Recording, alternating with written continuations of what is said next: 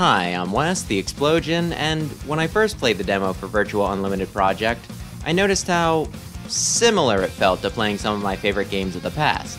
It was so familiar that some people actually said it went too far with how much it took from the existing Mega Man titles. I actually didn't plan on doing a video linking it to the series, like I did with Gravity Circuit and Berserk Boy, since it felt a little too obvious, but I changed my mind. Playing through the full thing, it was kind of fun and exciting to see what the game would take from Mega Man and how it would utilize it, and I also liked how it seemed to pull more from the Zero series as opposed to the usual Classic or X. Of course, it still does raise the problem that it'd be a little too easy to draw comparisons, and once I start going, it might be hard to stop. So I'm just gonna cap things at the usual 10, so I don't ramble too much. I'll try to pick the most notable ones, especially those that seem the most reminiscent of what Indie Creates brought to the franchise. Let's get started. The basic combat is all Zero. You have a sword, which the main character, Aizawa Kana, swings in a very similar manner to the guy, and the slashes even sound the same as Zero's regular combo. You also have a gun as a secondary weapon, both of which can be charged, though none of those fancy rods or the boomerang shield are thrown in. Beating bosses will give you their card, which you can equip to add elements to your charged attacks, and the 4 different types have a weakness circle.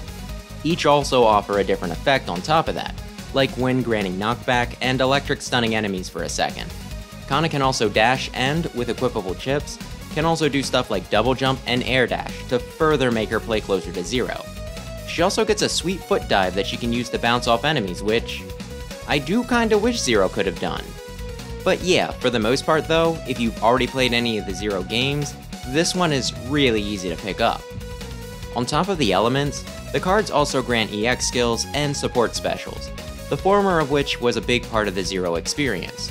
There's 2 for each element, and you can swap them on and off.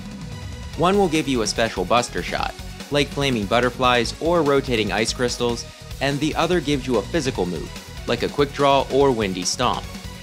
And hey, you can't miss these, so you can design stages that have obstacles that require them, so they feel a bit more integrated into the experience. Getting the big, dumb support attacks on top of that is another nice bonus.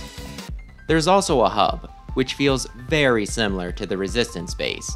You can wander around, talk to NPCs, get some extra bits of dialogue and lore. There's even some you can talk to access specific databases, for stuff like enemy info or music. And it's all very unobtrusive. Near the beginning, there's a few specific rooms that you have to go to move things along, but after clearing the basic tutorial stuff, you really only need to use the one that has the mission select.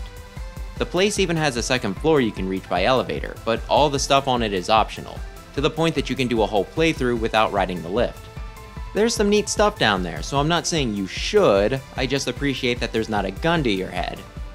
You can find a type of upgrade called R-Tanks, which I imagine stands for refill tanks. Put extra health drops into them to save them for later. Pretty easy to make the connection to sub-tanks, with the design here looking the most similar to the ones in Zero or ZX, and them also giving you the advantage of only taking out as much health as you need when you use them, rather than downing the whole thing even when it's overkill like they do in X. You can also just get free refills by visiting the infirmary in the base. I loved how there was an NPC for this in ZX Advent, but it was not only a bit of a walk, but you also had to pay, so it's even nicer here. There's a specific level that feels almost one-to-one with X1's intro stage. It's a busted up highway where taking out large flying enemies will collapse part of the bridge and you'll have to climb back up, and some sections even fall away as you go over them. This is where a lot of people cried foul, saying that it was ripping off Mega Man too blatantly and crossed the line. In defense of Virtua Unlimited Project, this is only part of a larger level that turns into a water stage in the second half with some slippery ice patches thrown in, so it's only a snippet from the original X. Still, with it being an early stage that was included in the demo, it was definitely their way of saying that they weren't keeping their influences a secret and hopefully signaling to people that would be interested where they could maybe get their next Rockman fix. Some clever marketing, in my book. And hey, report cards are back! It has the Zero staples: time, enemies killed, damage taken, retries used, but also throws in a category for combos and if you used your support specials enough. That's right, you better be spamming it for maximum points. While I don't know how low it goes, it seems to at least give you the basic letter grades, with rank S above that, and I even managed to get a V once, which seems higher than that.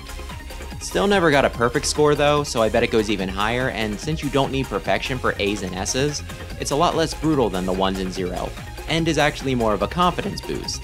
Not only that, but it doesn't lock you out of EX skills like I mentioned earlier. You just get them for clearing bosses, so these are more for bragging rights rather than something you need to stress over for gameplay reasons. Wow, video games can be fun.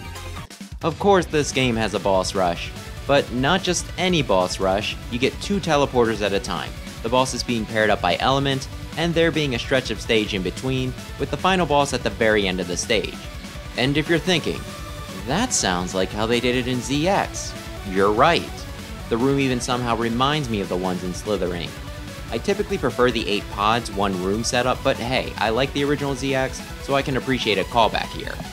The device that Aizawa Kana gets her abilities from is called a Virtua Drive, and it looks a lot like a Game Boy Advance. Well, it has 2 extra face buttons, though they could have just put the start and select in a weird spot, just above the 2 regular ones, with 2 shoulder buttons and a D-pad. With the screen in the middle, it certainly looks the most similar to a GBA. While not strictly a Mega Man thing, it's worth pointing out which system the full Zero series was originally on. I'm counting it anyway. Guess it could always be a Wii U gamepad, but who's gonna acknowledge that? And for the credits, we revisit the highway, to run across as the names scroll by. If you stick around long enough, you might see a familiar one in the backers list. And this is something that happens a lot in Mega Man, X1 being the most notable, but it showing up in a few of those games and also ZX.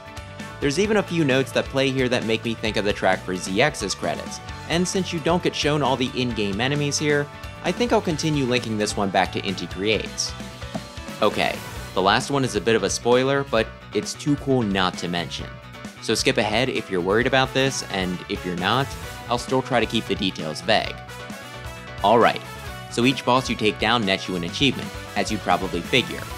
One of them is a mirror match, and the achievement you get for beating her is titled Cannonball, which is the name of the track that plays when you fight Omega in Zero 3. It is a direct reference, and one so obscure that the only people who are going to get it are the type that have gone out of their way to listen to the old game soundtrack and memorize the names of their favorites. But as someone who falls into this category and really likes that track, I was quite tickled by this.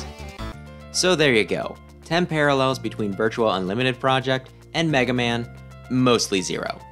There's quite a few more I could have pulled from individual levels and boss patterns, and other games I could have also mentioned the influence of, like Gunvolt and Castlevania. If it all seems that they pulled a bit too heavily from the source material, I have a few things to say in the game's defense. First, if Capcom ain't giving us what we want, I'm not gonna complain if someone else wants to pick up the torch and give us what we're after instead. Second, while some of these are pretty blatant, at the same time, I don't think any of the things they're pulling here are of the sort that you can copyright. And with most of them, they manage to remix and tweak things enough that there are some really creative level designs. And third, I've been informed that one of the main people behind Virtua Unlimited Project also worked on the ZX prequel fan game, which I haven't played yet, but believe was received pretty well. Also, I really want to play it now. I can't blame anyone for wanting to take what they're passionate about and actually get paid for it, and I mean, if they worked on a major fan project, I kinda feel like they paid their dues. So yeah, I think the game's really good, and while I'll give my more detailed thoughts on it in a later review, I'll give an early recommendation here. It's on Steam for $11, which I think is a steal. I actually threw about $30 to it on Kickstarter, and I still feel good about it.